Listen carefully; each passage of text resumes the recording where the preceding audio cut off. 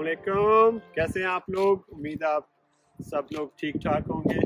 आज की इस बहुत ही स्पेशल वीडियो में और बहुत ही स्पेशल जगह पर मैं बताना चाहूँगा कि इस वीडियो में हम बात करेंगे डायरेक्ट एडमिशन्स पे आप यूएसए में पीएचडी और मास्टर डिग्री के लिए कैसे आ सकते हैं। ये बहुत ही बड़ी स्पेस है जिसमें थाउजेंड्स ऑफ अपॉर्चुनिटीज़ हर साल में है, और उन लोगों से बात करेंगे जो इस तरीके से पाकिस्तान से आए हैं, उन्हीं यूनिवर्सिटीज़ में पढ़ के जिनमें आप पढ़ रहे हैं, तो उनका एक्सपीरियंस कैसा रहा, उनकी अप्रोच और ट्रिक्स क्या थी जिसकी वजह से उनको मिल गया। उसके अलावा उनकी डिटेल्स क्या थी, जीआई टॉफल स्कोर क्या था, सीजीपीए पाकिस्तान से क्या था और उनकी मोटिवेशन क्या थी। मुझे पूरी उम्मीद है कि आप इन सक्सेस स्टोरी से बहुत ज़्यादा सीखेंगे जो कि आपके बहुत ज़्यादा काम आएंगी। क्लैरिटी के साथ एडमिशन के लिए अप्लाई करेंगे और इंशाल्लाह one day you will be studying here as well, exploring yourself. So see you in that discussion. Bye bye.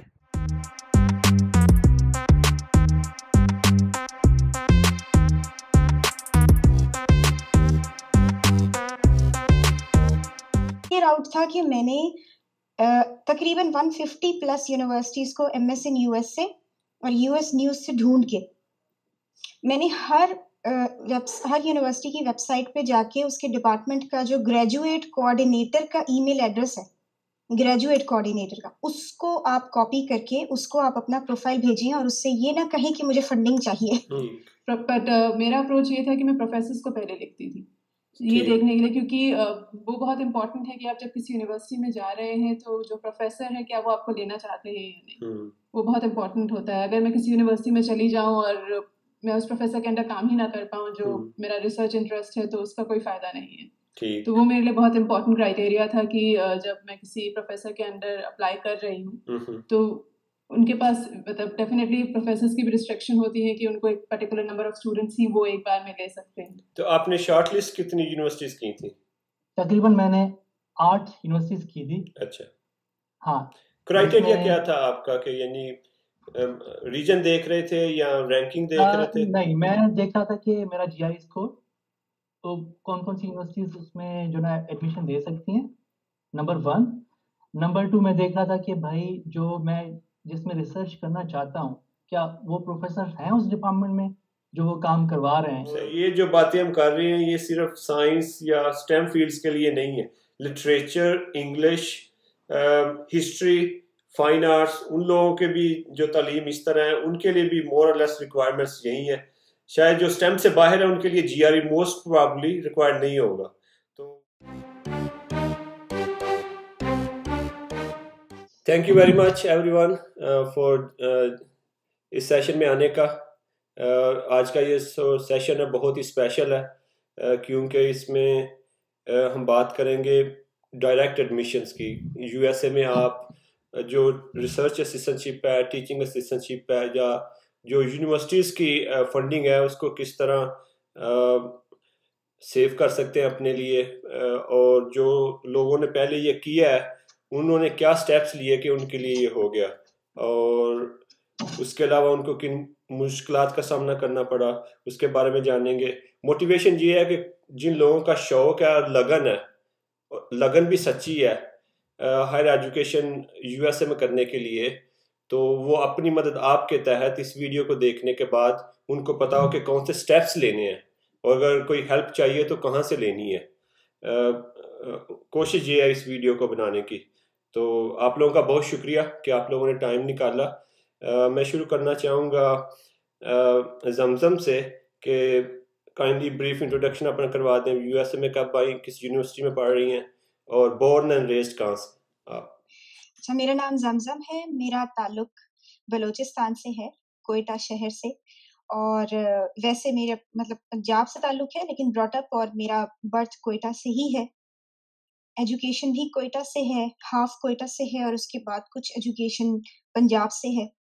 और यहाँ पे मैं पीएचडी कर रही हूँ मैथमेटिक्स के अंदर, यूनिवर्सिटी ऑफ मिसिसिपी, जो कि मिसिसिपी स्टेट की एक यूनिवर्सिटी है, और ऑक्सफोर्ड सिटी में ये यूनिवर्सिटी होती है, वहाँ से मेरा पीएचडी है और ये मेरा 4th सेमेस्टर चल रहा है इस वक्त। नाइस। जी पल्लवी, यही क्वेश्चन आपसे। मेरा नाम पल्लवी प्रसाद है। मैं मेरा होम टाउन पटना बिहार में है, लेकिन मैं शुरू से दिल्ली में रही हूँ। मेरी सारी एजुकेशन दिल्ली में हुई है और उसके बाद फिर मैं यहाँ आई अपने पीएचडी करने के लिए। सो मेरा पीएचडी है केमिस्ट्री में, यूनिवर्सिटी ऑफ मिसिसिपी में ही, जो ऑक्सफोर्ड में है, और ये मेरा 4th ईयर एंड है ऑलमोस्ट। मैं नाइस, अभी 5th ईयर स्टार्ट करने वाली हूँ। ठीक ठीक, ऑल द बेस्ट। जी विजय। जी मेरा नाम विजय कुमार है और बेसिकली मैं पाकिस्तान सिंध से हूँ, यानी इंटीरियर सिंध से हूँ, लेकिन यहाँ आने से पहले मैं कराची में था और यहाँ यूएस में मैं न्यूयॉर्क स्टेट में होता हूँ। यहाँ पे यूनिवर्सिटी है क्लार्कसन, जो कि नॉर्दर्न न्यूयॉर्क में पड़ती है, नियर टू कनाडा। सो यहाँ ये यानी कि बहुत ही ठंडा एरिया हमारे यहाँ। अभी तक आप देख सकते हैं जैकेट पहन के घूम रहा हूँ। नाइस। हमाद चीमा, मैं यूएसए में 2009 में आया। पीएचडी की मैंने नॉर्थ कैरोलिना स्टेट यूनिवर्सिटी से। मेरा major fibre and polymer science और with minor in chemistry. Born and raised Sialkot के पास छोटा सा एक गांव है, वहीं से मेरी सारी अर्ली एजुकेशन भी है। और बैचलर डिग्री मैंने पाकिस्तान से नेशनल टेक्सटाइल यूनिवर्सिटी फैसलाबाद से की। फुल बर्ड स्कॉलरशिप के जरिए मैं यूएसए में आया था। और अब मैं पूछना चाहूँगा पल्लवी से, जब आप पढ़ रही थी तो आपको कैसे पता चला कि आपको यूएसए में जाके पढ़ना है? मोटिवेशन क्या थी और कैसे आपको लगा कि आप ये कर सकती हैं, क्योंकि बड़ा लंबा प्रोसीजर होता है इसके लिए? जी, तो मेरा जो बैकग्राउंड है वो बायोलॉजी और बायोकेमिस्ट्री का बैकग्राउंड है। और जब मैंने जॉब प्रोस्पेक्ट्स देखे कि कंपेयर टू इंडिया की इंडिया में क्या ग्रोथ हो सकती है मेरी करियर वाइज, और उसके अलावा अगर मैं बाहर निकलूँ तो क्या उसमें फ़र्क पड़ेगा, तो जब मैंने सर्च करना शुरू किया कि किस तरीके से मैं बाहर आ सकती हूँ, और यहाँ पे इंडस्ट्रियल ऑप्शन ज़्यादा हैं, यहाँ पे करियर ग्रोथ ज़्यादा है, तो वो एक मोटिवेशन बन गया मेरे लिए कि मुझे आना है बाहर और पीएचडी कंप्लीट करनी है। तो मेरा बैकग्राउंड, जो मेरा मेजर है वो पीएचडी बायोकेमिस्ट्री में है यहाँ पे, तो इसीलिए मुझे यहाँ आने का मोटिवेशन आया कि मुझे बायोकेमिस्ट्री में ही आगे अपने कंटिन्यू करना था। सही सही, जी। नाइस। जी जमजम, यही क्वेश्चन आपसे। मैं यूनिवर्सिटी के अंदर लेक्चरर थी। बलूचिस्तान में एक यूनिवर्सिटी है, ब्यूटम्स। वहाँ पर मेरी लेक्चरशिप हुई थी 2016 के अंदर, और वहाँ पे मैंने जो मेरे साथ कोलीग्स थे, वो मेरी सबसे बड़ी मोटिवेशन थे। जो यूएस से पढ़े हुए कोलीग्स थे, फुलब्राइट एलुमनाई, उनके काम में, और जो बाकी जो यूएस से नहीं पढ़े हुए थे, कहीं और से जिन्होंने किया था, उन सब में बहुत मुझे एक जो प्रोफेशनल और एकेडमिक डिस्पैरिटीज़ मुझे नज़र आई, जिसके बाद फिर मैंने सोचा कि यूएस, इसका मतलब है कि कुछ ऐसा सिखाता है जो बाकी जगह नहीं सिखाया जा रहा। पहली मोटिवेशन ये थी। दूसरा, फिर जब मैंने ये डिसाइड किया कि मुझे फुलब्राइट के लिए अप्लाई करना है, तो मुझे एक प्लेटफ़ॉर्म के मैं वहाँ उससे कनेक्ट हुई। उस प्लेटफ़ॉर्म का नाम है स्कॉलरडेन। तो उन्होंने ये, मतलब उन्होंने अपना एक मिशन सेट किया था कि हमने इस साल जो है वो 600 बच्चा भेजना है यूएस। सही। और उन्होंने एक नया तरीका हमें बताया उस वक़्त कि जी फुलब्राइट में तो लिमिटेड सीट्स होती हैं, तो आप डायरेक्ट एडमिट्स के ज़रिए अगर जाओ, तो आप तो बड़े आसानी से जा सकते हो, अगर सिर्फ़ जीआरई और टॉफल क्लियर कर लो।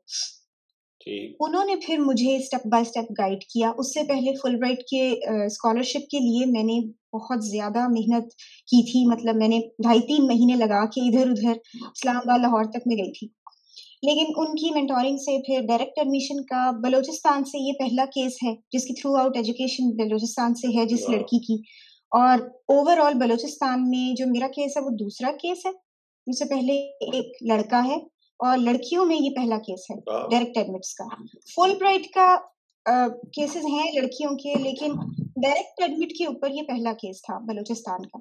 ठीक। तो अब इंशाल्लाह और भी आएंगे। All the best, wonderful. तो ये 2 मोटिवेशंस थी। नाइस,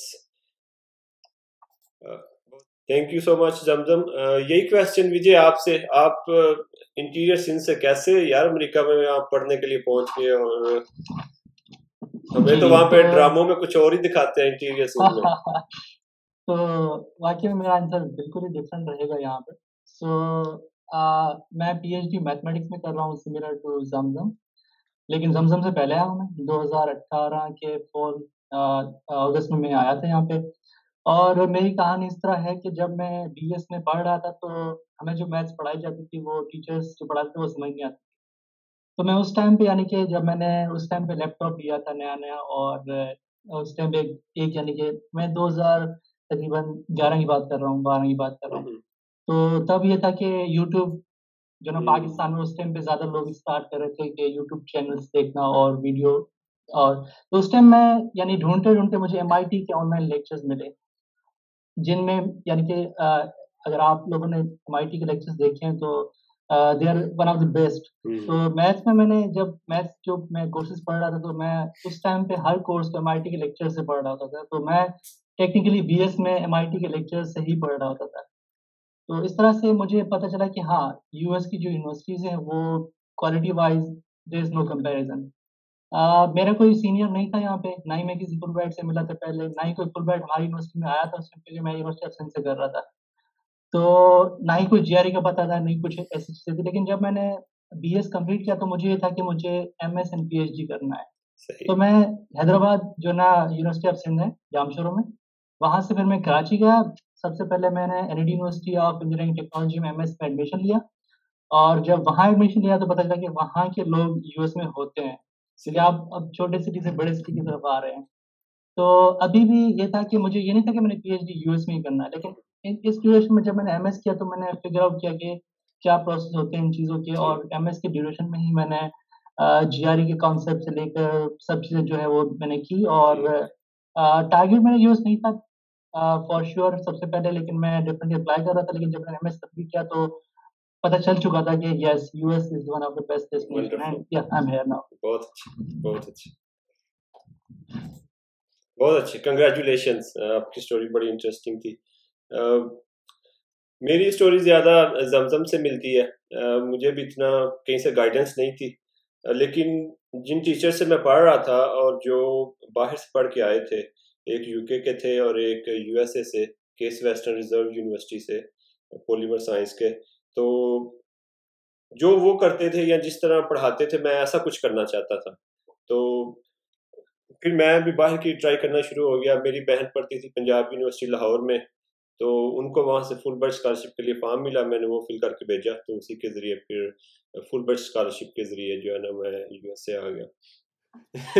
तो इसमें मैं क्वेश्चन करना चाहूँगा पल्लवी से कि जीआरई और टोफल का आपका एक्सपीरियंस कैसा रहा और आपने कैसी तैयारी की, और क्या एक ही दफ़ा टेस्ट में इनफ नंबर आ गए थे या ज़्यादा ट्राइयाँ करनी पड़ी आपको? तो जीआरई और टॉफल की तैयारी मैंने अपने मास्टर्स के बाद स्टार्ट करना शुरू कर दी थी। तो मेरे घर के पास एक कोचिंग सेंटर है जो कि इसे क्रैश कोर्स कराता है 2-3 महीने का, जिसमें रूटीन बन जाता है आपका कि आप वहाँ जाएं और वो लोग आपको ट्रिक्स सिखाते हैं जीआरई की प्रिपरेशन के लिए। और डेफिनेटली ईटीएस की जो गाइड बुक है वो आपको फॉलो करनी चाहिए, प्रैक्टिस टेस्ट वगैरह आप करें। तो 2-3 महीने वहाँ पे करने के बाद 2-3 महीने मैंने सेल्फ प्रिपरेशन भी की, दोनों जीआरई और टॉफल की। और उसके बाद फिर एग्ज़ाम दिया तो एक बार में अच्छा स्कोर आ गया था। बट बहुत लोग होते हैं जिन लोगों को दोबारा देना पड़ता है, बट उसमें कोई बहुत बड़ी बात नहीं है, क्योंकि वो बहुत बार जीआरई एक तरह से लक भी है कि आपको कैसा क्वेश्चन सेट आता है, वो बहुत इंपॉर्टेंट होता है। तो अगर एक बार में नहीं स्कोर अच्छा आ रहा है तो कोई बात नहीं, आप दोबारा प्रिपेयर करके दे सकते हैं। इसलिए कोई बहुत मतलब मायूस होने वाली बात नहीं है कि अगर एक बार में अच्छा स्कोर नहीं आया तो नहीं, हमसे नहीं होगा, ऐसा नहीं है। आप डेफिनेटली दोबारा ट्राई कर सकते हैं उस चीज़ के लिए। और जीआरई आपने पहले दिया था, फिर उसके बाद टॉफल जो है वो आसान हो जाता है? जीआरई पहले दिया था, फिर उसके बाद टॉफल दिया था। ठीक।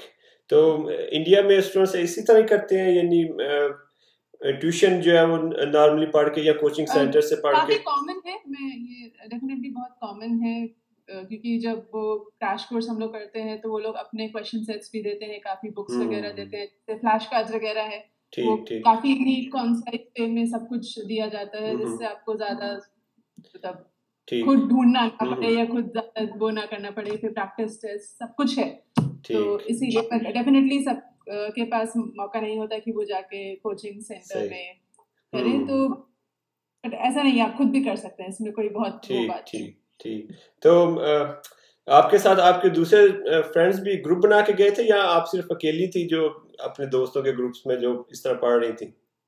नहीं डेफिनेटली हम लोग 3-4 बच्चे थे जो अच्छा कि मतलब पूरी कोशिश में थे कि हाँ ठीक जीआरई वगैरह दे के फिर अप्लाई करना है। और सही। तो उस वक्त जो दोस्त थे सारे आपके इकट्ठे, वो सभी आ गए या कोई रह गया पीछे? लोगों मतलब कुछ लोग आ गए, कुछ अच्छा लोगों की प्रायोरिटीज चेंज हो गई। ठीक ठीक। चल थैंक यू सो मच।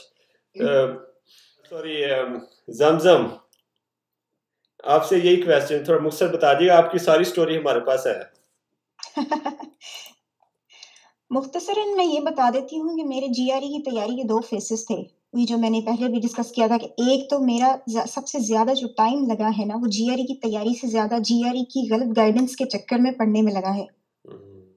कि आप जाके कहीं और पढ़ें, आप सही इस्लामाबाद जाके या लाहौर में, कराची में जाके फिर हॉस्टल में रह के पढ़ें। अब ज़ाहिर है बलूचिस्तान में तो जीआरई का नाम ही सुन के मतलब 90% पब्लिक को पता ही नहीं है जीआरई क्या है। जिनको पता है वो उस इतना बड़ा हवा है कि ये तो कोई बहुत ही इंटेलेक्चुअल किस्म के लोग होते हैं जो करते हैं, तो कोई करता ही नहीं था। सही तो पहले मैं गई, मैंने बड़ा पैसा ज़ाया किया इस्लामाबाद में। नो डाउट कि लाहौर के अंदर, कराची के अंदर ऐसे शहरों में ऐसे मेंटोर्स मौजूद हैं जो आपको गारंटी के साथ अच्छा गाइड करते हैं और कराते हैं आपको जीआरई। सही लेकिन अब हर कोई तो लाहौर, इस्लामाबाद, कराची नहीं जा सकता, तो मैंने बड़ा पैसा उसके ऊपर लगाया। ज़ाया करने के बाद फिर मैं एक इस प्लेटफ़ॉर्म के साथ कनेक्ट हुई जिसका मैंने अभी ज़िक्र किया है, जी स्कॉलर डन के नाम से ये प्लेटफ़ॉर्म है। इसने मुझे ये सबसे पहले गाइड किया कि आपके एरिया में कोई जगह नहीं है, तो बेस्ट रिसोर्स ये है कि आप ऑनलाइन कोई सब्सक्रिप्शन ले जीआरई का, या मगूश का सब्सक्रिप्शन लो, या फिर आप सब्सक्रिप्शन लो स्कॉलर डन का, और उसके ऊपर फिर वो वीडियोस भी हैं, क्वेश्चन बैंक भी हैं, सारा फिल्टर्स लगे हुए हैं, वो आपको आपकी वीकनेस भी बताता जाता है, तो आप उसी की वीडियोस देख के क्वेश्चंस कर करके फिर आप प्रैक्टिस करना शुरू करें उसकी। वो ठीक ऑनलाइन प्रैक्टिस होती है और उसका फ़ायदा यही है कि उसके ऊपर आपको अपडेटेड क्वेश्चंस मिलते हैं, क्योंकि जीआरई हर 21 डेज के बाद अपना एक्सपेरिमेंटल सेक्शन जो आप अगर सही दिया है जीआरई हम सब ने, तो हमें पता है कि एक एक्स्ट्रा एक्सपेरिमेंटल सेक्शन होता है उनका। वो थोड़े टफ क्वेश्चंस होते हैं और थोड़ा 21 डेज के बाद उनका टेस्ट टफ से टफ होता जाता है। तो जो ठीक हार्ड फॉर्म में जितनी भी बुक्स हैं पाकिस्तान के अंदर वो आउटडेटेड हैं। तो ऑनलाइन रिसोर्सेज में ये है कि वो अपने क्वेश्चंस को भी 3-3 महीने बाद ठीक चेंज ठीक करते जाते हैं उसी के मुताबिक। उससे मेरा रिजल्ट आया। मेरी 2 अटेम्प्ट्स थी। फर्स्ट अटेम्प्ट जो बगैर गाइडेंस नहीं, मुझे कुछ पता नहीं था, ज़ाहिर है कोई डायरेक्शन नहीं थी। सही 284 था और अंग्रेजी का ज़्यादा शर्मनाक कोर्स था। स्कोर सही था 130 स्कोर था, और दूसरी बार मेरा मतलब 284 स्कोर था मेरा। ओके दूसरी मर्तबा जो मैंने दिया है तो मेरा स्कोर बढ़ा है थोड़ा, 3+ हुआ था। ठीक। तो आप रिकमेंड करती हैं ऑनलाइन जो कोचिंग है उससे भी बहुत ज़्यादा फ़ायदा उठा सकते हैं वो लोग, खासकर जो बड़े शहरों में नहीं जा सकते? जी, ठीक और जी। किसी भी वक्त उठा सकते हैं, उसकी टाइमिंग कोई नहीं है। आप सही आधी रात को भी उसको खोल के बैठ सकते हैं। फ्लेक्सिबल है ज़्यादा। जी। विजय, आपका एक्सपीरियंस कैसा रहा? आपने खुद ही तैयारी की या कोचिंग ली? किसी से कितनी ट्राइयाँ की आपने? जी, तो जैसे मैंने कहा कि मैं शुरू से ऑनलाइन जो ना लेक्चर्स देखना या चीज़ें, मैं यानी अपने बीएस में ही ये समझ गया था कि जो गूगल और यूट्यूब और ये चीज़ें जो ना बहुत काम की हैं। सो हालाँकि मैं कराची में था, लेकिन मैंने ज़मज़म की तरह मैंने पास पैसे ज़ाया नहीं किए। जब मैं बीएस में था तो पैसे होते ही नहीं थे, तब भी ज़ाया नहीं किए मैंने। जब मैं कराची में था तो पैसे बहुत होते थे, लेकिन मैं सीख गया था कि ज़ाया नहीं करने। वेल, तो हुआ ये कि मैंने स्टार्ट किया कि जो डिफरेंट प्लेटफ़ॉर्म होते थे फेसबुक पे, हमारा स्कॉलरशिप नेटवर्क का ग्रुप है पूरा पाकिस्तान का, बहुत अच्छा फेसबुक पे। तो लोग मटेरियल शेयर करते थे, आपको ड्राइव मिल जाती है, आपको उसमें सारे मटेरियल मिल जाते हैं, अपडेटेड चीज़ें मिल जाती सही हैं। और यूएससीएफपी कराची में ऑफिस है, जहाँ पे वो सेशन भी करा रहे होते थे कि जीआरई क्या है, क्या नहीं है। तो मैंने ये आइडिया लिया कि क्या चीज़ें हैं, क्या नहीं है। उसके बाद फिर मैंने खुद ही ट्राई किया। Definitely as Zamzam said, English was the harder thing for us, because maths वाले इंग्लिश में बहुत बुरे होते हैं, एज़ कम्पेयर टू इंजीनियरिंग या किसी और को आप देख लें। बट एनीवेज़ मैंने फर्स्ट अटेम्प्ट दिया और मेरा जो ना फर्स्ट अटेम्प्ट में हो गया, एंड आई एम ग्लैडली कि चीज़ें हो गई और डन या। वंडरफुल, बहुत अच्छे।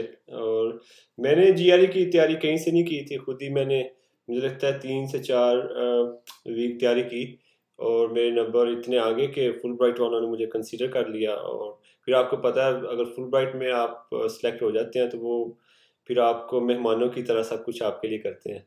तो इसलिए शायद मेरा सफ़र थोड़ा आसान था। लेकिन इस डिस्कशन से ये बात जाहिर हो रही है कि अगर किसी ने कुछ करना हो तो उसके 100 तरीके होते हैं, और अगर कुछ ना करना हो तो 101 बहाना भी होता है। तो there is a will there is a way. Online भी लोग कर रहे हैं, बुक से भी तैयारी करते हैं, कोचिंग भी लोग लेते हैं। तो what ever works for you, अगर आपकी लगन और शौक सच्चा है तो रास्ता निकल आता है। आगे मैं बढ़ना चाहता हूँ कि आप लोग जिस यूनिवर्सिटीज़ में पढ़ रहे हैं वो आप लोगों ने किस तरह फाइनल की, और मैं ये मौका देना चाहूँगा विजय को कि आप बताएं कि आपने यूनिवर्सिटीज़ किस तरह फाइनल की और कितनी यूनिवर्सिटीज़ में आपने अप्लाई किया और आपका तरीकाकार क्या था इसको फाइनल करने का। सो हुआ ये कि अपना जैसे मैंने कहा यूएस मेरी पहली डेस्टिनेशन नहीं थी, मेरा टारगेट था यूरोप। मुझे यूरोप अच्छा लगता था दिखने में और यूरोप की लाइफस्टाइल सोशल, क्योंकि मैं एक बार 2016 में यूरोप गया था। 15 दिन का मेरा था टूर, रिसर्च फेलोशिप थी और मैं वो देख के आया था, तो मेरा दिमाग ज़्यादा खराब हुआ था। लेकिन यूरोप में क्या होता है कि कंपेटिवली लोग ज़्यादा होते हैं, क्योंकि जीआरई आप जब काट दें तो लोग आपके बहुत कम हो जाते ज़्यादा हो जाते हैं, सॉरी। तो ये हुआ कि मैंने यूरोप में बहुत ज़्यादा अप्लाई किया था, यूएस अप्लाई करने से पहले। तो उससे ये था कि यानी कि मैं थक गया था यूरोप अप्लाई करने, और या फिनलैंड या जो और कंट्रीज है उनसे। तो यूएस जब मैंने स्टार्ट किया अप्लाई करना, तो मेरा प्रोसेस ये था कि क्योंकि मैंने एमएस किया हुआ था तो मेरे पास थीसिस भी था, मेरा डोमेन भी था। तो मैंने सबसे पहले ये किया था कि अपने जीआरईज को प्लस में मेरी जो फील्ड है उस हिसाब से मैंने देखा कि कौन से प्रोफेसर्स हैं और कौन सी यूनिवर्सिटीज़ हैं। तो मैंने जब शॉर्ट लिस्ट किया तो क्लार्कसन उनमें से थी, और मैंने एप्लीकेशन जब देखी तो क्लार्कसन की एप्लीकेशन की डेडलाइन थी अभी। और इस तरह से मैंने जो ना सीक्वेंस में जो यूनिवर्सिटी रखी थी, मैंने कहा था कि जो प्रोफेसर हैं उनको मैं ईमेल कर देता हूँ। हालांकि वो नॉर्मली और कंट्रीज बहुत कॉमन है, यहाँ पे इतना ज़रूरी नहीं कि आप प्रोफेसर से ही कॉन्टेक्ट करो और फिर आप आओ। लेकिन मैंने ऐसे ही अपने हिसाब से ईमेल कर दी, तो मुझे रिस्पॉन्स सबसे पहले क्लार्कसन ने दिया था और अच्छा रिस्पॉन्स दिया। और जब मैंने अप्लाई किया, और अभी मेरी और यूनिवर्सिटीज मेरी जो ना लिस्ट में थी, और क्लार्कसन वालों ने मुझे I think with in 10 to 15 days जो ना वो एडमिशन दे दिया। तो इस तरह से क्लार्कसन का प्रोसेस मेरा सबसे जो ना इजीली हो गया, और सबसे पहले यही मैंने अप्लाई किया, इसमें मेरा हो गया डन किया। तो आपने शॉर्ट लिस्ट कितनी यूनिवर्सिटीज की थी? तकरीबन मैंने 8 यूनिवर्सिटीज की थी। अच्छा, हाँ।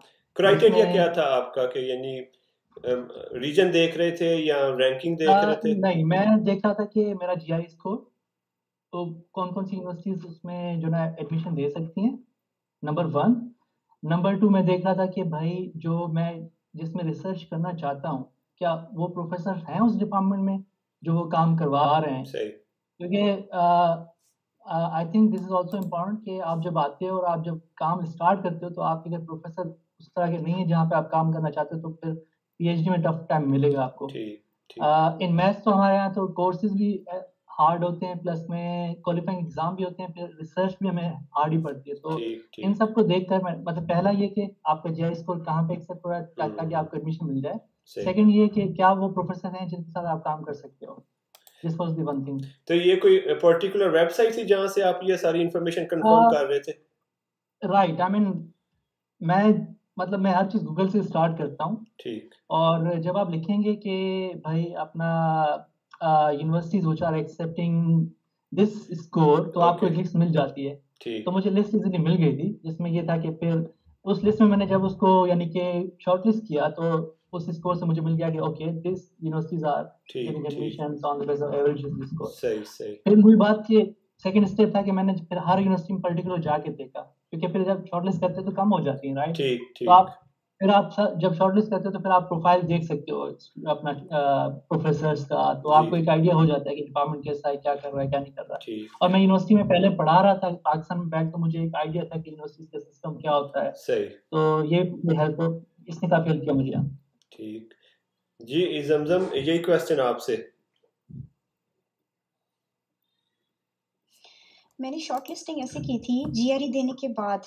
जीआरई देने के बाद मैंने सबसे पहले तो ढूंढा था स्कॉलरडन के प्लेटफॉर्म से विजय को कि मैथ्स का कौन है यहाँ पे और बंदा। तो मेरा विजय से भी मुलाकात सबसे पहले स्कॉलरडन ही के प्लेटफॉर्म पर हुई थी। फिर मैंने इनसे पूछा कि मुझे आप बताएं कि मैं अब यूनिवर्सिटीज़ कैसे चूज़ करूं।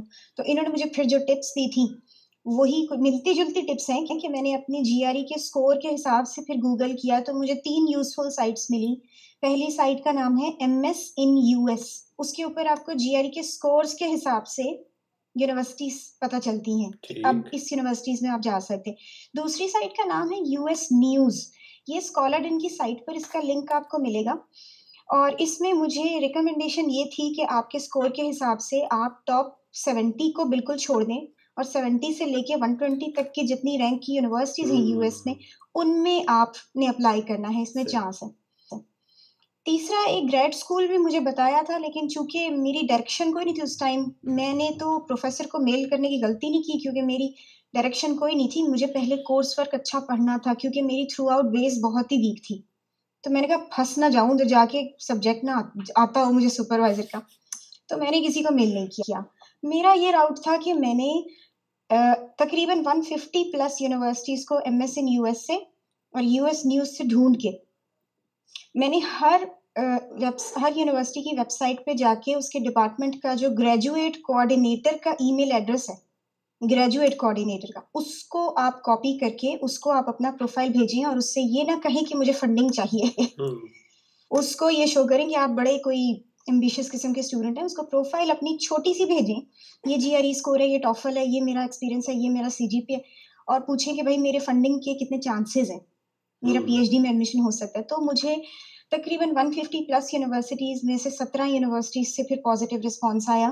शॉर्ट लिस्टिंग करते करते वो 12 हो गई और उसके बाद एप्लीकेशन में जो किसी को वेस्ट एवेल्युएशन चाहिए होती है, किसी को कुछ चाहिए होता है, तो वो फील्ड आखिर में श्रिंक होते होते 4 यूनिवर्सिटीज में फिर मैंने अप्लाई किया।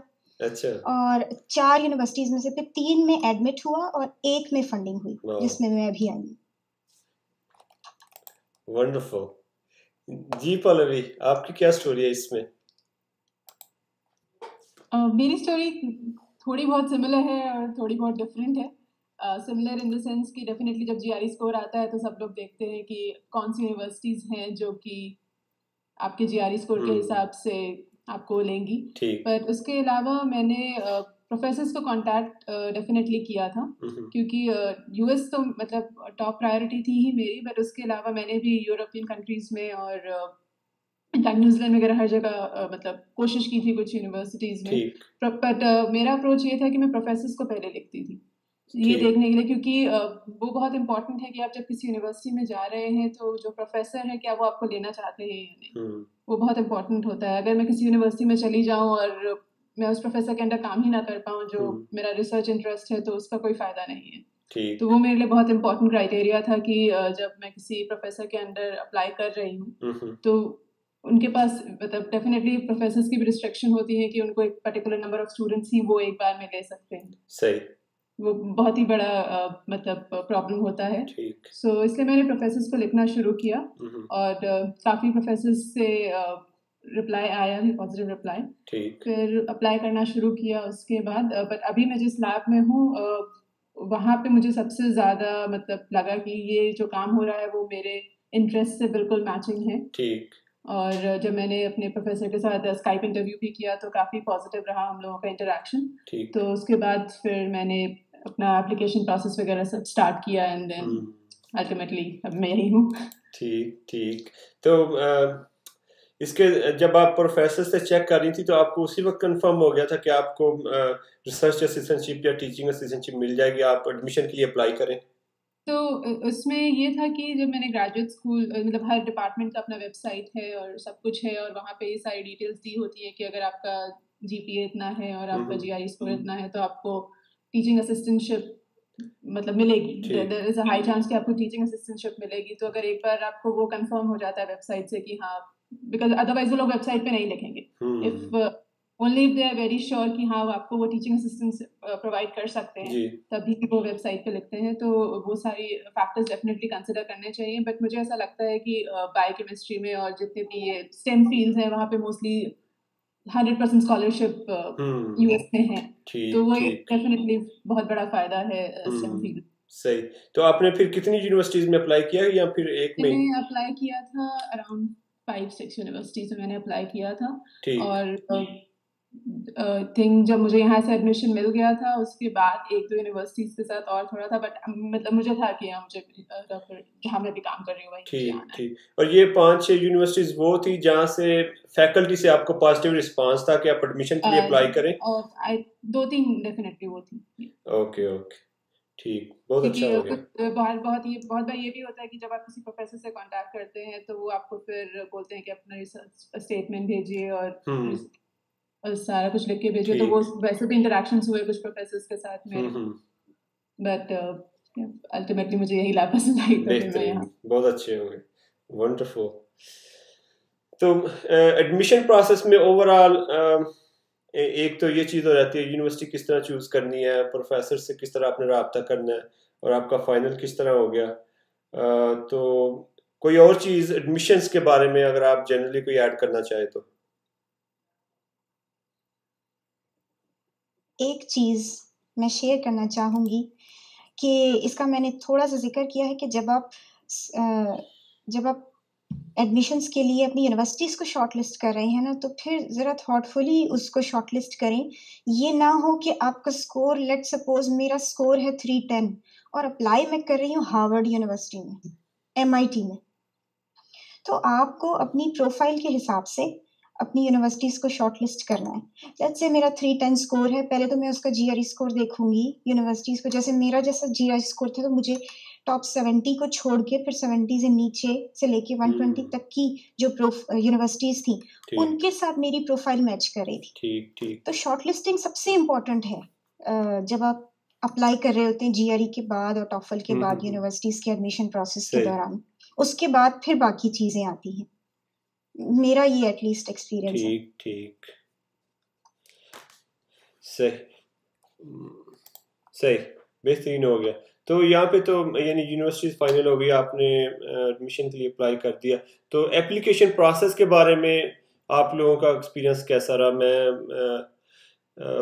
जमजम आपसे शुरू कर लेते हैं। अब जब आप एप्लीकेशन करते हैं, ऑनलाइन करते हैं, डॉक्यूमेंट्स जो उनकी रिक्वायरमेंट है वो किस तरह आपने पूरी की, कितना टाइम लगा? देखिए, सबसे ज़्यादा जो उसके अंदर जो चीज़ें लगती हैं ना, जिन पे टाइम लगता है, वो है एक तो आपका पर्सनल स्टेटमेंट जो रिसर्च ऑब्जेक्टिव होता है, उसमें टाइम लगता है, तकरीबन 1 महीना टिका के उसको बनाएँ। और जो दूसरी इम्पोर्टेंट चीज़ है वो है टीचर्स के रिकमेंडेशन लेटर्स, वो बड़ा मैटर करते हैं यहाँ पे। तो टीचर्स के रिकमेंडेशन लेटर्स का अब एडिशनली मैं एक चीज़ और ऐड करूँगी पाकिस्तान के माहौल के हिसाब से, कि सिर्फ़ आपने वो लेटर्स, ये नहीं है कि उनको कहना है, आपने पीछे भी लगना है प्रोफ़ेसर्स के कि काइंडली आप सबमिट कर दें, काइंडली आप सबमिट कर दें। और अगर तो जैसे मेरा तो ये था कि मुझे मतलब बहुत ज़्यादा पीछे लगना पड़ा, और वो एक बहुत स्ट्रगल, सबसे ज़्यादा पेनफुल यही पार्ट होता है कि आप टीचर्स को बार-बार कहें, फिर वो माइंड भी करते हैं, उन्हें गुस्सा भी आता है, मैं बिज़ी हूँ और ये वो। वो सबसे पहले करें, अपनी पर्सनल स्टेटमेंट लिखने से भी पहले वो काम करें। ठीक। उनके पीछे लगना शुरू हो जाएँ, क्योंकि आप उनको 1 महीना पहले लगेंगे तो कहीं जाके वो 2 महीने बाद फिर काम करेंगे। पर्सनल स्टेटमेंट के ऊपर फिर आप उसको लिख के, और आपकी फ़ील्ड का जो कोई बंदा है, मैंने तो विजय को भेजी थी अपनी पर्सनल स्टेटमेंट कि आप सही। इसको चेक करके मुझे बताएँ कि ठीक। इसमें क्या। तो कोई ढूँढें, किसी भी प्लेटफ़ॉर्म से कनेक्ट अगर आप हो जाएँ ना, यॉकेट है लेट्स सपोज़, स्कॉलरडन है लेट्स सपोज़, किसी भी प्लेटफ़ॉर्म से कनेक्ट होके, तो फिर उसमें जो आपकी फ़ील्ड के बंदे हैं उनको चूज़ करें और फिर उनको भेजें अपनी पर्सनल स्टेटमेंट। और सबसे आखिर में जब वो बिल्कुल सब हर कोई ओके कर दे आपकी फ़ील्ड का बंदा, तो फिर आप उसका ग्रामेटिकल मिस्टेक्स निकालें और उसको फिर ठीक। सबमिट करें। सही। एप्लीकेशन प्रोसेस में ये 2 चीज़ें सबसे इम्पोर्टेंट हैं। बाकी जो सीवी है वो फिर तीसरे नंबर पर आती है, और सीवी भी किसी एचआर एक्सपर्ट से आप करवाइए। जो मैंने तो करवाई थी, यही, अब आप कहेंगे मैं बार-बार नाम ले रही हूँ, लेकिन मेरा थ्रू आउट स्कॉलरडन ही का एक्सपीरियंस है, जो सही। उसके सीईओ हैं ना, वो एचआर स्पेशलिस्ट हैं। ठीक। उनका एमबीए यहाँ से है, यूएस से ही। तो वो एचआर में एमबीए हैं, और बहुत अच्छी उन्होंने फिर बना के दी थी, मेरी सारी बताई थी उन्होंने, ये होना चाहिए। तो सही। सीवी के ऊपर फिर एक मेरा ख़्याल है अलग सेशन होगा, इसलिए बस ये मैं बता देती हूँ कि तीसरे नंबर पे ये चीज़ इम्पोर्टेंट है। और उसके बाद डेडलाइन्स का आपने ख़्याल करना है। 4 स्कूल्स में जैसे अप्लाई किया मैंने, तो 1 हफ़्ता मतलब पर्सनल स्टेटमेंट पे तो 1 महीना आपने लगा लिया, रिकमेंडेशन लेटर्स पे भी, क्योंकि उसके बाद फिर आपने 1 महीना रखना है, जैसे आपके 4 स्कूल्स हैं। तो हर हफ्ता एक स्कूल को दें, उसकी एप्लीकेशन को फिल करने में। सही। तो 1 महीना आपका एप्लीकेशन बनाने में, वो पर्सनल स्टेटमेंट लिखने में और रिकमेंडेशन लेटर्स लिखने में, और दूसरा जो महीना है टोटल 4 हर स्कूल के लिए एक सही। रखें आप वीक कि उसमें ठीक। मैंने बस करना है। सही। तो ये मेरा प्रोसेस था, और डेडलाइंस को मैंने ज़हन में रखा क्योंकि ज़ाहिर है यूएस के अंदर एडमिशन, अगर डायरेक्ट एडमिशन के लिए आप अप्लाई करें तो रोलिंग बेसिस पे एडमिशन होता है। यहाँ पाकिस्तान वाली डेडलाइन जैसा चक्कर नहीं है कि अगर 15 जनवरी डेट है तो आप 15 ही को जमा कराएंगे। एडमिशन्स ओपन होते हैं यहाँ सितंबर में, और अगर आप सितंबर ही में सबमिट करा दें, आपकी भले वीक प्रोफाइल हो और उनके पास एक ही सीट है, तो भले दिसंबर में कोई पूरे एमआईटी का टॉपर भी अप्लाई करेगा, वो उसको अच्छा। नहीं देंगे क्योंकि वो सीट आपको दे चुके होंगे। तो जो सबसे पहले अप्लाई करेगा उसका ज्यादा चांस है, जो जैसे जैसे आप लेट अप्लाई करते जाएंगे वैसे वैसे कम चांस। अच्छा, ठीक। लेकिन इसके एक अपोजिट भी एग्जांपल मेरे पास है, लेकिन वो बाद में शेयर करेंगे। लेकिन ये आपने बहुत अहम पॉइंट बताया कि फर्स्ट कम फर्स्ट सर्व वाला जो सिस्टम है, ये मुझे इसका पता नहीं था कि ये ऐसे है। तो चले, ये भी पॉइंट्स लोगों को ज़हन में रखना चाहिए। पल्लवी, आपका क्या एक्सपीरियंस है इसमें? आपने डॉक्यूमेंट्स किस तरह इकट्ठे किए हैं? अब मेरा प्रोसेस काफ़ी स्ट्रेट फॉरवर्ड रहा, और ऑनेस्टली मैं रिकमेंडेशन लेटर्स के मामले में काफ़ी लकी रही। मुझे ज़्यादा परेशानी नहीं हुई, और मेरे टीचर्स काफ़ी मतलब प्रॉम्प्ट थे और उन्होंने टाइमली सब कुछ सबमिट कर दिया। और डेफिनेटली पर्सनल स्टेटमेंट में काफ़ी टाइम लगता है, तो वो बहुत इंपॉर्टेंट है कि आप उसको बहुत अच्छे से लिखें। और जैसा जमजम ने बोला कि जो लोग ऑलरेडी इस फील्ड में हैं उन लोगों को भेजें, उनसे पूछें कि करेक्शन क्या मतलब वो रेकमेंड। उसके अलावा ट्रांसक्रिप्ट्स आई थिंक काफ़ी टाइम लेते हैं। जैसा मेरा एक्सपीरियंस रहा है, जैसे मेरे बैचलर्स में एटलीस्ट 1-1.5 महीना लग जाता है ट्रांसक्रिप्ट निकालने में। तो वो बहुत इंपॉर्टेंट है, बिकॉज अगर आप टाइमली नहीं निकालेंगे ट्रांसक्रिप्ट्स तो आपकी डेडलाइन मिस होने के काफ़ी हाई चांसेस है, बिकॉज आपको यहाँ मेल करना होता है, उन लोगों को यहाँ पे हार्ड कॉपी चाहिए होती है, आप सिर्फ ईमेल पे नहीं भेज सकते ट्रांसक्रिप्ट। तो वो बहुत इंपॉर्टेंट फैक्टर है जो आपको कंसिडर करना है। और डेफिनेटली डेडलाइंस तो है ही जो आपको फॉलो करनी है। बट उसके अलावा मुझे लगा कि स्ट्रेट फॉरवर्ड प्रोसेस है। बहुत इंपॉर्टेंट चीज़ ये है कि जब आप यूनिवर्सिटीज़ कंसिडर करते हैं तो आपको हमेशा ये याद रखना चाहिए कि हर यूनिवर्सिटी में हर एप्लीकेशन का आपको फीस पे करना होता है, और वो काफ़ी हाई फीस है। तो आप डेफिनेटली 15-20 यूनिवर्सिटीज़ में आप नहीं अप्लाई कर सकते, तो इसलिए आप काफ़ी सोच समझ के अप्लाई करें, शॉर्टलिस्ट अच्छे से करें कि कौन सी यूनिवर्सिटीज़ में आपको मतलब आप काफ़ी सीरियस हैं अप्लाई करने के लिए, और तभी अप्लाई करें, क्योंकि अदरवाइज बहुत सारे पैसे लगेंगे आपके सिर्फ एप्लीकेशन प्रोसेस में। एग्जैक्टली। तो वो काफ़ी इम्पोर्टेंट है। ठीक। नहीं, बहुत रेलिवेंट सजेशंस हैं आपकी। जी विजय, आपका एक्सपीरियंस इसमें कैसा रहा, डॉक्यूमेंट्स इकट्ठे करने में? हाँ, तो मैं समझता हूँ कि मैं भी पल्लवी की तरह लकी रहा हूँ काफ़ी चीज़ों में डॉक्यूमेंट्स के हिसाब से। मेरे जो प्रोफेसर्स थे उन्होंने मतलब मैंने कहा और उन्होंने 1 वीक में अपना जो भी थे लेटर्स रिकमेंडेशन उन्होंने सबमिट कर दिए। और मेरी यूनिवर्सिटी की बीएससी सच कोई रिक्वायरमेंट नहीं थी, क्योंकि वेरी करता है, हर यूनिवर्सिटी की अपनी रिक्वायरमेंट होती है। मेरी यूनिवर्सिटी की ऐसी कोई रिक्वायरमेंट नहीं थी जिसने मुझे तंग किया हो कि आप इससे साइन करवाएं या ये करें। और जिन यूनिवर्सिटीज़ में मैं पढ़ा था, स्पेशली एमएस मैंने एनईडी से किया। NED is one of the good university कि आपको हर चीज़ टाइम से मिल जाती है। तो ये रहा कि मेरे डॉक्यूमेंट्स ईज़िली हो गए।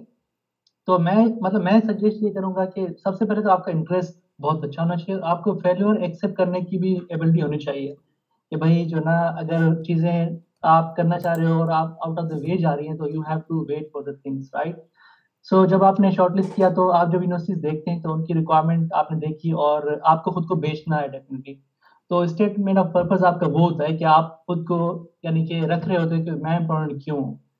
तो उसमें हो सकता है आपकी एबिलिटीज़ ज़्यादा, हो सकता है कि आपकी मजबूरियाँ ज़्यादा, हो सकता है कि बहुत सी चीज़ें फिर हर बंदा डिफरेंट है। तो आपने स्टेटमेंट ऑफ पर्पस में खुद को ऐसे डिफाइन करना है कि वो सामने वाले कहें कि हाँ, हमें इस बंदे को लेना चाहिए क्योंकि हमें कुछ फ़ायदा होगा, और क्योंकि यहाँ यूएस में ये है कि लोग कहते हैं कि immigrants are making this country, right? Because वो समझते हैं कि जो लोग कॉम्पिटेंट हैं दुनिया में वो यहाँ कुछ कर रहे होते हैं, और ये वाक़ई में ऐसा है अगर देखें आप तो। So they will give you chance. तो अगर आप सोचते हैं कि हाँ, मतलब मेरे पास कुछ भी नहीं है, आप थोड़ा बैठें, सोचें, आप खुद की क्वालिटीज़ को निकालें और लिखना शुरू करें एंड टेक योर टाइम। और डॉक्यूमेंट्स जो भी आपको चाहिए, अगर आपकी यूनिवर्सिटी के प्रोफेसर अच्छे नहीं हैं तो या टेक योर टाइम, उनके पास जाएं, उनसे पहले से यानी आप उनको फोर्स करें। सही। लेकिन या डेडलाइन मीन्स डेडलाइन। आपको लगता है कि आप चीजें बहुत स्लो करते हैं तो आप 6 महीने पहले स्टार्ट करें। आपको पता है कि मैं बहुत जल्दी करता हूँ तो आप मे बी 1 महीने पहले स्टार्ट करें।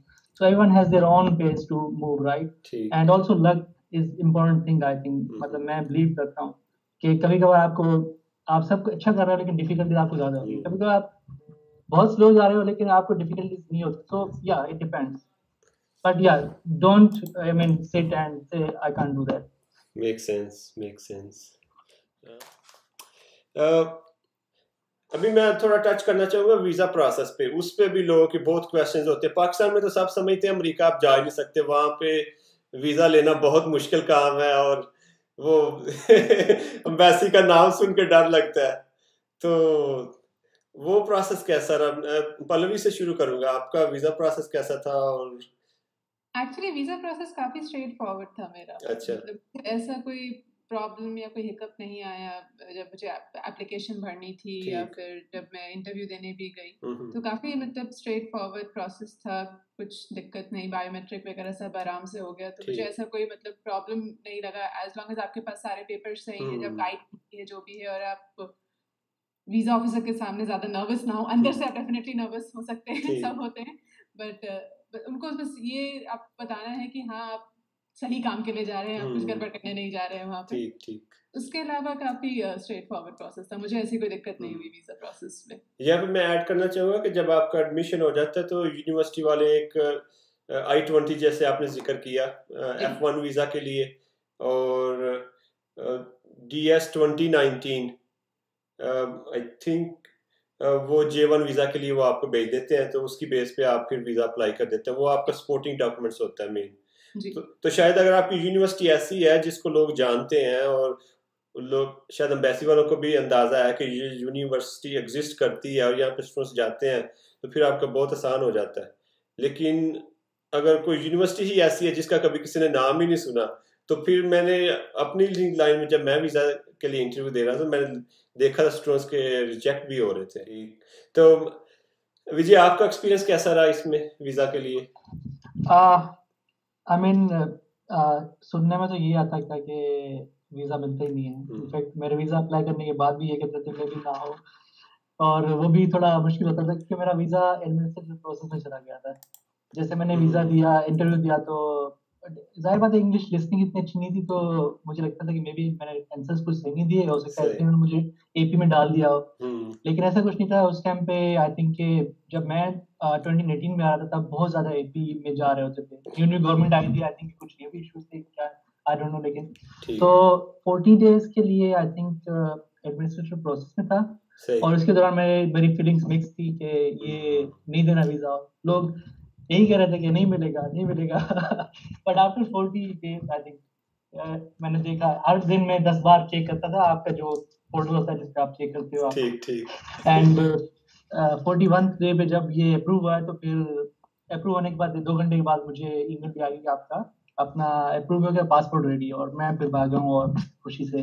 लेकिन ये है कि अगर आप कि हर चीज क्लियर है, जिसमें कोई इशू नहीं है, आपके डॉक्यूमेंट से लेकर जो भी चीजें हैं जो आप वीजा के लिए रिक्वायर्ड हैं, AP is very normal process. क्योंकि यूएस चेक कर रहा होता है कि जो बंदा आ रहा है क्या वाकई में वो सही है आने के लिए। अगर एपी में होता है तो आपका हो जाना है। ठीक। और अगर रिजेक्ट भी होता है तो मैंने ये देखा है कि जिनका भी रिजेक्ट हुआ है उनका सेकंड अटेम्प्ट में 90%, 95% लोगों का फिर भी हो जाता है। ठीक। तो एक बार आपको एडमिशन मिल गया, it means you are half in the US. ठीक। तो आई डोंट थिंक से कि आपका जो है इतना इशू होगा बाद में। ये नहीं कह सकते हैं कि जो ये परसेप्शन है कि वीजा नहीं मिलता वो गलत है। बिल्कुल ठीक। तो जब आपने अपना पासपोर्ट देखा, वीजा लगा हुआ था एपी के बाद, तो आपका पहला रिएक्शन क्या था? मैंने ये किया था कि मैंने ना अपने खास सिर्फ दोस्त या अपने पेरेंट्स को सिर्फ बताया होता है कि मैंने वीजा अप्लाई किया हुआ है। जो मेरे यूनिवर्सिटी में भी थे उनको भी नहीं बताया मैंने, क्योंकि वहाँ पे परसेप्शन की बेइज्जती होती है, राइट? तो you have to be careful, right?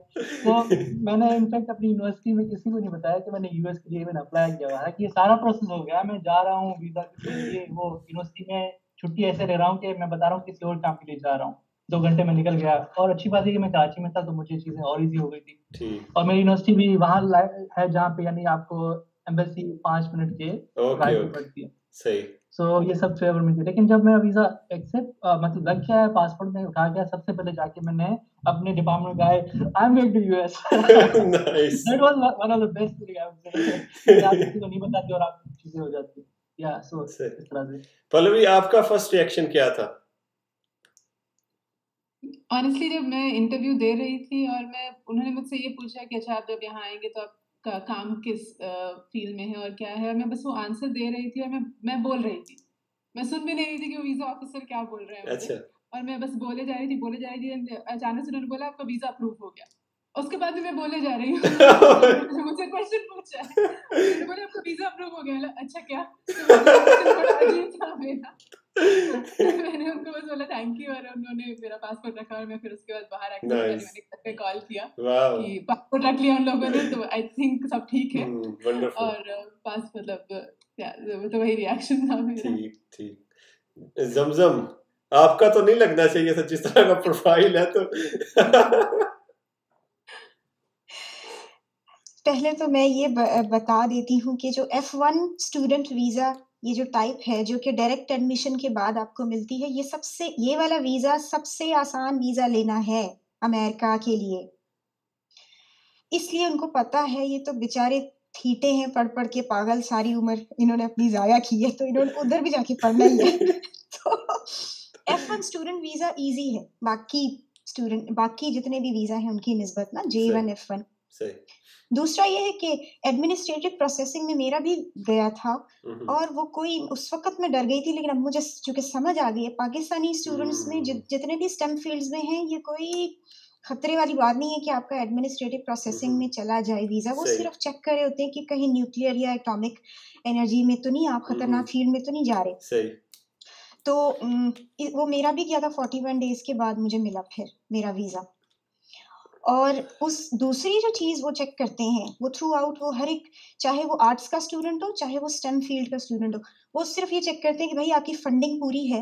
I-20 पे वो चेक करते हैं कि कहीं ऐसा तो नहीं है कि पार्शियल फंडिंग में आप फिर पूरा ही ना कर सकें अपना, तो वो बैंक स्टेटमेंट वगैरह सब कुछ, उसकी वजह से फिर आपका वीज़ा रिजेक्ट हो सकता है अगर आपकी फंडिंग पूरी नहीं है। तो कोई ये कहे कि मेरा अंकल मुझे फंड करेगा या फलाना फंड करेगा, तो उसका रिजेक्ट हो जाता है वीजा। इसको कोई भी नहीं मैंने केस देखा कि एक्सेप्ट हुआ। यानी एविडेंस लेके जाएं अगर कुछ भी लिख रहे हैं इस तरह का। जी, एविडेंस हो, या अगर आपकी फुली फंडेड स्कॉलरशिप है ना, अगर फिर तो फॉर मतलब वो कोई मसला नहीं है। सही। क्योंकि मेरा तो 45,000 अमाउंट चाहिए थी साल की और 48,000 उन्होंने हमें कहा था कि आपको 4 साल फंडिंग मिलेगी, तो मेरा तो 3,000 ऊपर जा रहे थे। तो उन्होंने कहा फंडिंग बहुत ज्यादा है तो ये तो कोई इशू नहीं होगा। लेकिन जिनकी लेट्स से पार्शियल फंडिंग है या फंडिंग है ही नहीं, तो उनके लिए फिर प्रॉब्लम है कि वो अपना प्रॉपर एविडेंस साथ लेकर जाएं। जैसे अगर बैंक से लोन ले रहे हैं या HEC से फंड ले रहे हैं, तो ये विजय का केस था ना HEC का, तो वो आप प्रॉपर एविडेंसेस लेकर जाएं ताकि उनको बस ये तसल्ली हो कि वहां पे जाके इसको फाइनेंसेस में प्रॉब्लम नहीं होगा, तो हो जाता है। वीजा अप्रूवल इतना मुश्किल नहीं है, उससे पहले वाले प्रोसेस मुश्किल है। ठीक। वीजा अप्रूवल नहीं है मुश्किल। सही। वीजा प्रोसेस हो गया, और इसके अलावा फिर जब आप वहां से आते हैं यहाँ पे, तो उसमें भी किसी चीज का कोई खास ख्याल रखना चाहिए, यानी पैक क्या क्या करना है, यानी I think these are very basic things. और इसमें भी लेकिन क्योंकि हम देसी लोग बड़ी फनी स्टोरीज बनाने में मशहूर हैं, हम कुछ ना कुछ करते हैं। क्या वहां से आटा दालें भी लेके आनी चाहिए या फिर खुद आ जाए बस? क्यों पल्लवी, आपका क्या एक्सपीरियंस था इसमें? सबसे पहले तो मैं ये बोलूँगी, जब आपका एडमिशन हो जाता है तो आप डेफिनेटली जो आपकी कंट्री की स्टूडेंट बॉडी है उससे कनेक्ट करने की कोशिश करें, क्योंकि वो बहुत इम्पोर्टेंट होता है। उनसे आपको सबसे ज़्यादा अच्छा ऑनेस्ट ओपिनियन मिलता है कि आप जब आप यहाँ आएंगे तो आपको क्या एक्सपेक्ट करना चाहिए इस जगह, वो बहुत इम्पोर्टेंट होता है। ठीक। तो मैंने भी वो किया, मैंने ढूंढा कि कितने मतलब कौन सी स्टूडेंट बॉडी है यहाँ पे, उनसे कॉन्टैक्ट किया। प्लस अगर आप जैसे PhD में से अगर आपको कोई लैब है या जो प्रोफेसर है उनके अंडर और बच्चे काम कर रहे हैं, तो आप उनसे कांटेक्ट करने की कोशिश करें, क्योंकि वो ऑलरेडी यहाँ हैं, तो वो आपको डेफिनेटली अच्छे से गाइड करेंगे कि क्या लाना चाहिए क्या नहीं लाना चाहिए। तो मैंने कोशिश, डेफिनेटली आप एक सामान लेकर आते हैं, जैसे आपने बोला कि दाल ठीक। बहुत ज्यादा नहीं, बट एक वो रहता है कि आप जब यहाँ आए तो आप आपको कोई दिक्कत नहीं होनी चाहिए सही। इनिशियल डेज में, बस कुछ दिन लगते हैं आपको सेटल होने में यहाँ हम्म, आके और यहाँ की चीज़ों पे अडेप्ट करने के लिए, तो आप डेफिनेटली इतना सामान लेकर आए साथ में कि आपको दिक्कत ना हो जब यहाँ पर आप आए। ठीक है। ये आपने बहुत ही अहम पॉइंट बताया कि जो आपके एरिया के या आपके मुल्क के जो भी लोग यहाँ पे पढ़ रहे हैं उनको ढूंढें, पहले उनसे रब्ता करें और कोशिश करें किसी एक से रब्ता ना करें, क्योंकि अगर किसी एक से करते हैं तो मे बी उसका ओपिनियन जो हो वो ऐसा ना हो कि जो आपके लिए रास आए, वो शायद गलत गाइड कर दे। तो एक से ज्यादा लोगों से पूछने की कोशिश करें और शुरू में जब आप यहाँ पे आते हैं तो कोशिश करें कैंपस के नज़दीक रहने की। बहुत वो इम्पोर्टेंट। उससे बहुत ही हेल्प होती है। और यहाँ पे जो स्टूडेंट्स होते हैं वो जनरली आपकी दे आर वेरी हेल्पफुल जब आप आते हैं यहाँ पे। तो जी जमजम, आप इसमें कुछ ऐड करना चाहेंगी? नहीं, यही जो बता रही हैं ना पल्लवी, वो बिल्कुल ठीक है कि आप अपनी पाकिस्तानी स्टूडेंट्स ऑर्गेनाइजेशन है यहाँ पर, अगर कोई उसके साथ अगर आपको डायरेक्ट उनका लिंक नहीं मिल रहा तो इंटरनेशनल ऑफिस के साथ तो आप कनेक्टेड होते हैं। उनको मेल करें कि कोई अगर पाकिस्तानी है, अगर वो कोई पाकिस्तानी कोई नहीं है तो उसको कहें इंडियन कोई है, मुझे उसके साथ कनेक्ट करें। तो ये तो दोनों एक ही जैसे हैं, सही मतलब पाकिस्तानी इंडियन, वो आपको फिर उसी तरह गाइड करेंगे जैसे आपको कोई पाकिस्तानी गाइड करता है। सही।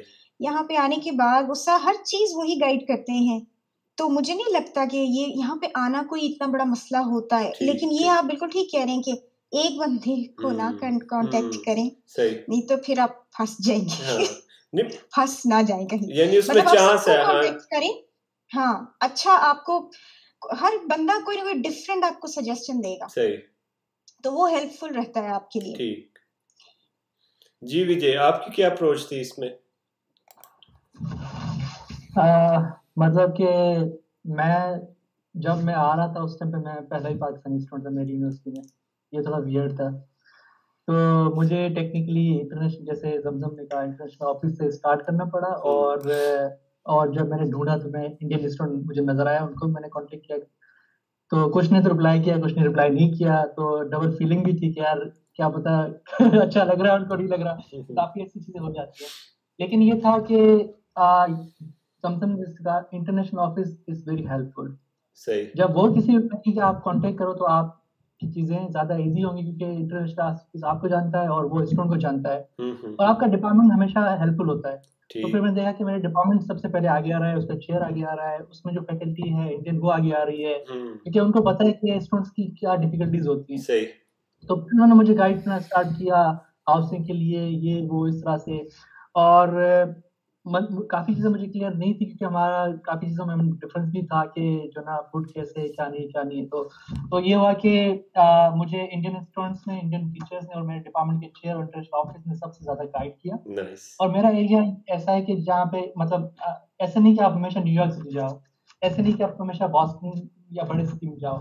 कभी कभार आप ऐसे सिटी में जाते हो जहाँ पे आपको चीजें इजीली नहीं मिलती जो आप खा रहे होते हो या ऐसी चीजें, तो आप पहले से ही फिगर आउट करें। जैसे पल्लवी ने कहा कि जैसे हो सकता है कि कुछ ऐसी चीजें जो आपको जरूरी काम हो उस टाइम पे आप खाना चाहो तो आप साथ ले आओगे।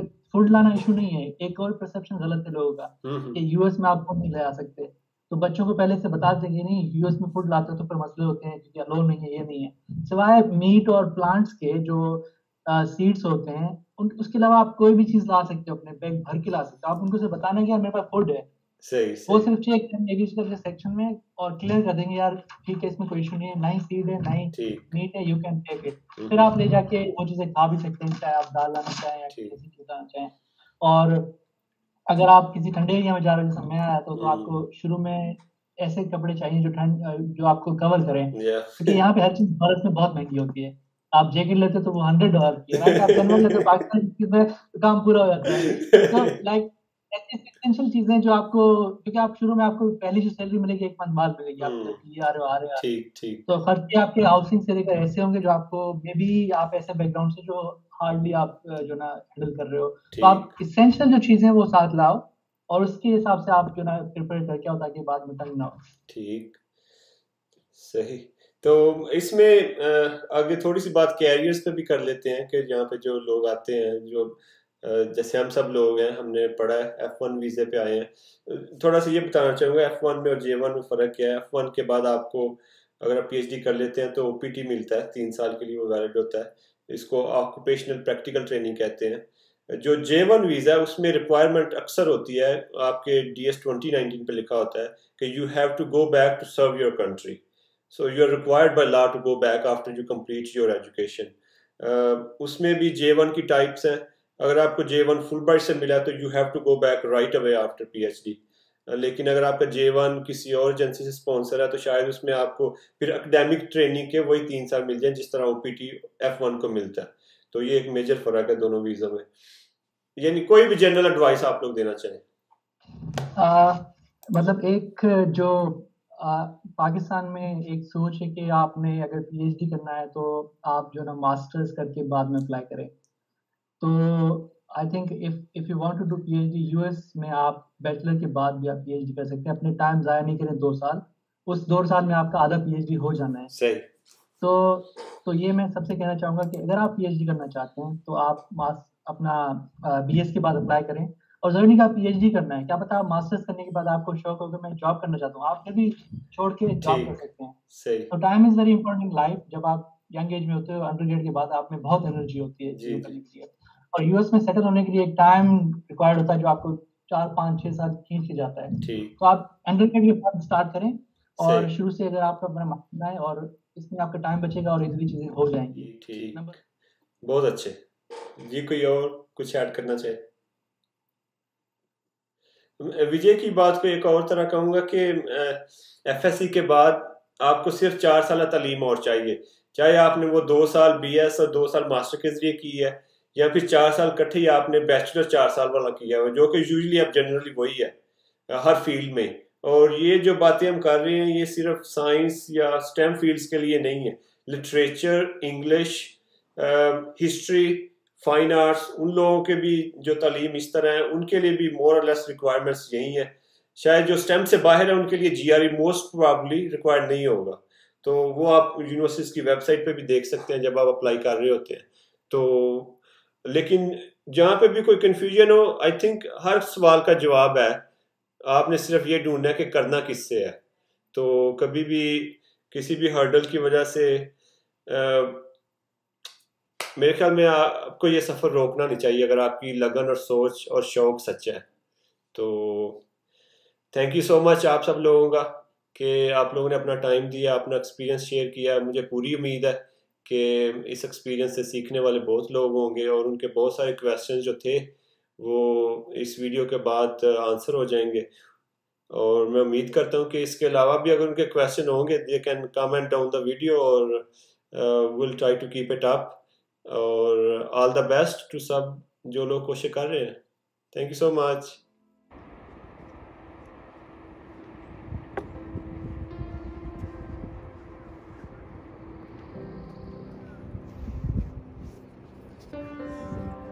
जी कैसा लगा आपको? उम्मीद है आप लोगों ने बहुत कुछ सीखा होगा इस वीडियो से। खुद भी अमल करें, दूसरों के साथ शेयर करें और इंशाल्लाह see you here soon studying, exploring yourself, making your career, moving forward in life. दुआओं में याद रखें और अल्लाह ताला आपकी कोशिशों में बरकत दे। अल्लाह हाफिज़।